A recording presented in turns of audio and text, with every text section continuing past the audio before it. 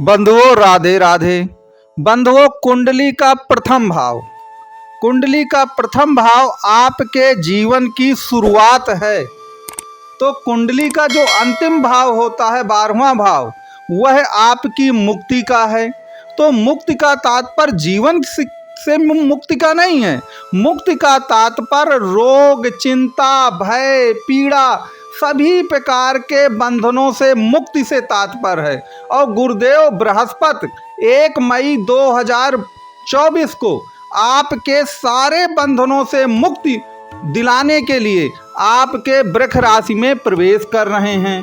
क्योंकि पिछले अप्रैल 2023 में से गुरु महाराज आपके 11वें भाव पर विचरण कर रहे थे। अब 11वां भाव काहे का है? 11वां भाव तो आप जानते हैं कि इच्छाओं का है, और जहां इच्छाएं होंगी वहां बंधन जरूर होंगे, और जहां बंधन होंगे वहां दुख, पीड़ा, रोग, शोक, भय, वहां ये अपने आप आ जाते हैं बंधनों के साथ।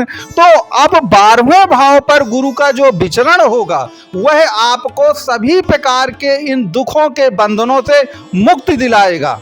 लोग आपसे कह सकते हैं कि 12वां भाव तो दुख का भाव होता है, तो गुरु का 12वें जाना तो बहुत बुरा है। लेकिन मैं आपको एक सीक्रेट बताऊंगा कि 12वें भाव पर गुरु का जाना बहुत अच्छा होता है। क्योंकि 12वें भाव का गुरु कुंडली के जो त्रिक भाव होते हैं, 6वां और 8वां भाव, 12वें पे तो वो बैठा ही है, तो जो 6वां और 8वां भाव होता है, तो 12वें भाव से बैठकर वो इन 6वें और 8वें भाव पर भी अपनी अमृतमयी दृष्टि डालता है। तो जो आपका 6वां भाव रोग का, ऋण का, शत्रु का है, उससे भी आपको छुटकारा मिलेगा। और जो आपका 8वां भाव है, अष्टम भाव है, जो कि आपके पेन का और डिफीट का और आपके मृत्यु का होता है, याद रखिए उससे भी आपको छुटकारा मिलेगा। तो गुरुदेव बृहस्पति का आपके 12वें भाव पर बैठना, मुक्ति के भाव पर बैठना, याद रखिएगा 2024 के लिए आपको यादगार साल एक बना देगा। तो अब ये सब कुछ कैसा होगा, उसके लिए आप पूरा वीडियो देखते रहिएगा। वीडियो अच्छा लगे तो वीडियो को लाइक, शेयर और सब्सक्राइब आप जरूर करिएगा। तो मित्रों, गुरुदेव बृहस्पति वैसे तो वो मुक्ति और मोक्ष के देवता हैं, लेकिन वह पिछले 12 वर्षों का जो वनवास, अज्ञातवास है, उसको भोग करके आपके मुक्ति के भाव पर आ गए। और आपके लिए कहा जाए तो 12 महीनों का जो वनवास और अज्ञातवास था, जो कि 11वें भाव पर जब तक आपके गुरुदेव बृहस्पति विराजमान हैं, तो 11वें भाव की इच्छाओं के कारण, चूंकि अति इच्छाओं का वो होता है आपका 11वां भाव, तो अति बंधन जो हैं बहुत ज़्यादा आ जाते हैं। और बंधनों से तो आप जानते हैं एक प्रकार से पीड़ा होती ही है। तो 12वें भाव में जाकर के विरक्ति का भाव आता है। अब आप देखिए विरक्ति का भाव कब आता है जीवन में? जब किसी चीज़ की अधिकता हो जाती है बहुत ज़्यादा जीवन में, तो विरक्ति आती है। गौतम बुद्ध ने राजमहल का त्याग कर दिया, राजमहल का त्याग कर दिया, क्योंकि सुख, वैभव, रुपया, पैसा जब जरूरत से ज्यादा आता है तभी तो त्याग की भावना आती है हम पर। अगर हम धनहीन हैं, गरीब हैं, हमारे पास स्वयं खाने को नहीं है, तो कहां से त्याग की भावना आएगी? तो 12वां भाव ऐसा है जो आपको प्रचुरता में वो सब कुछ दे देगा जिसकी आपको चाहत है। तो जब वह प्रचुरता में आपको वह वस्तु प्राप्त हो जाएगी, तभी तो आप विरक्ति करेंगे, तभी तो आप बंधनों से मुक्ति पाएंगे। जो चीज़ आपके पास है ही नहीं, आप स्वयं दाने दाने को घूम रहे हैं, तो जब आप स्वयं दाने दाने को घूम रहे हैं तो कहाँ से विरक्ति आएगी? आप दूसरों के लिए कहाँ कुछ कर पाएंगे, कहाँ कोई त्याग हो पाएगा? क्योंकि 12वां भाव चैरिटी का भी है, 12वां भाव दूसरे के लिए कुछ त्याग करने या करने का भी है, देने का भी है। तो आप त्याग तो तभी करेंगे महाराज, आप त्याग तो तभी दे पाएंगे जब आपके पास कुछ होगा, तभी विरक्ति आएगी। तो कहने का तात्पर्य मेरे यही है कि 12वें भाव पर बृहस्पति देव का जाना आपके लिए युगांतकारी घटना होगी। क्योंकि 12वें भाव का बृहस्पति आपके 6वें और 8वें भाव को भी मैनेज कर लेगा, ये आप ध्यान दीजिएगा। अब आप लोग कहेंगे कि महाराज ये सबके साथ बराबर होगा, तो देखिए सबके साथ बराबर कुछ नहीं होता, ये ध्यान दीजिएगा।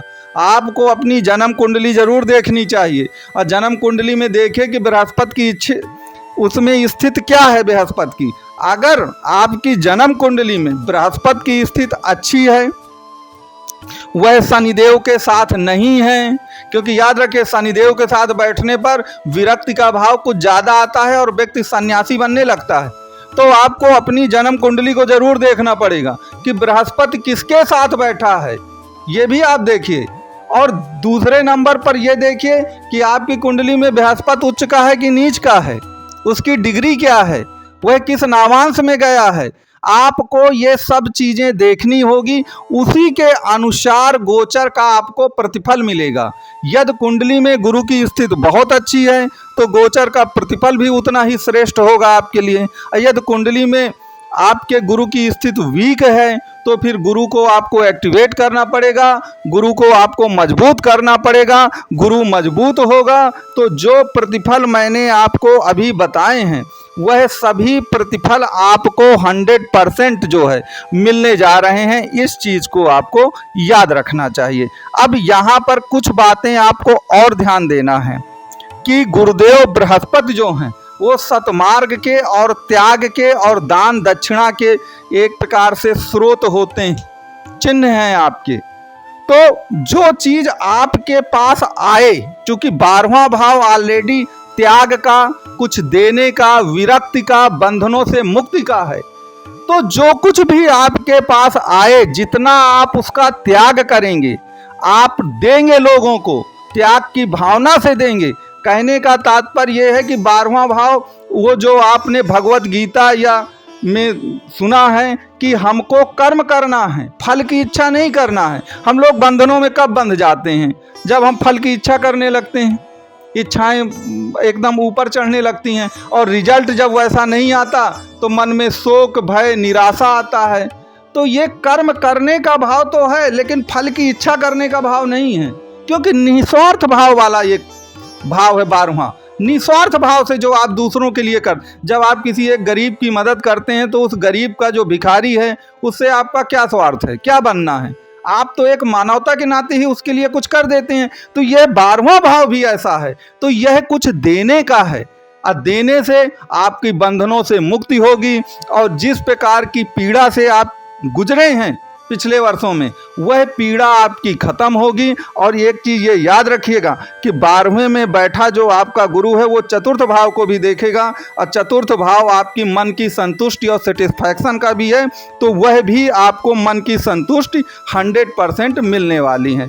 तो मित्रों, आप ये ज़रूर बताइएगा कि आपको ये वीडियो कैसा लगा, और अगर आपको ये वीडियो अच्छा लगा हो तो आप वीडियो को लाइक, शेयर, सब्सक्राइब करें। और कुंडली से संबंधित आपका कोई भी प्रश्न हो तो नंबर दिया गया है, आप इस नंबर पर 100% कांटेक्ट कर सकते हैं, आपके प्रश्नों का जवाब दिया जाएगा।